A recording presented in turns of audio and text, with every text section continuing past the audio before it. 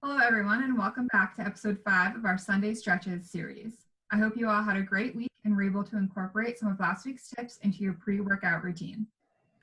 This week, we are going to focus more on foam rolling. If you have one at home, great. If not, don't worry. We're going to show you how to use everyday items to get the same results. We're going to focus on the lower body and torso, which you may already know how to foam roll, but we'll also show you some ways to roll out your upper body to help with the tension we may be experiencing from all the increased screen time.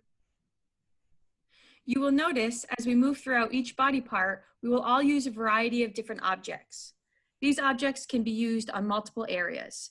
Just find what works for you. You do not want to continue if new symptoms develop or worsen. Before we get started, let's meet our final staff member. We saved the best for last, our fearless leader, head athletic trainer, Dan Davies. Hello all, Dan Davies, head athletic trainer. I've been at Bowdoin for 17 years. Ashley, let's get started. Okay, first up, pantry items for the foot and ankle.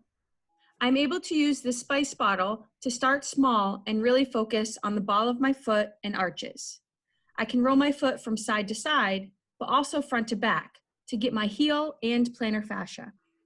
To cover a little more area and get a little deeper, I then switch to this can of beets, which are delicious, and can finish with my Achilles tendon.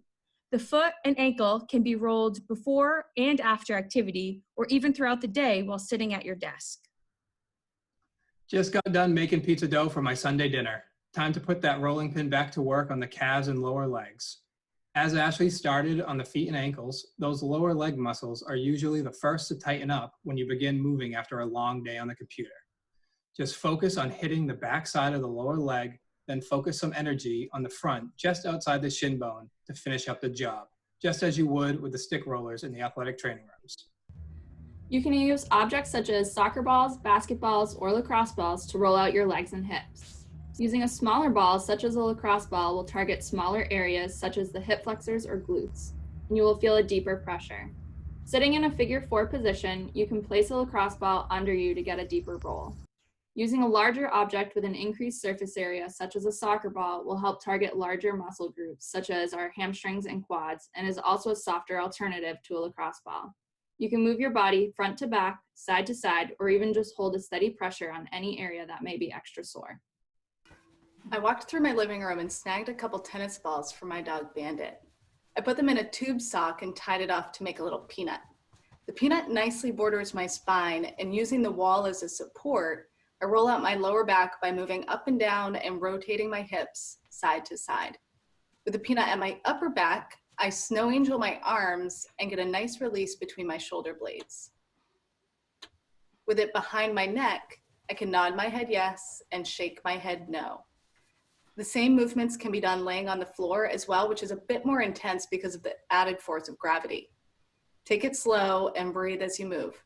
Just remember to return any equipment when you've finished with it. If you don't feel like being creative, you can use a regular foam roller to open up the front of your shoulders and chest.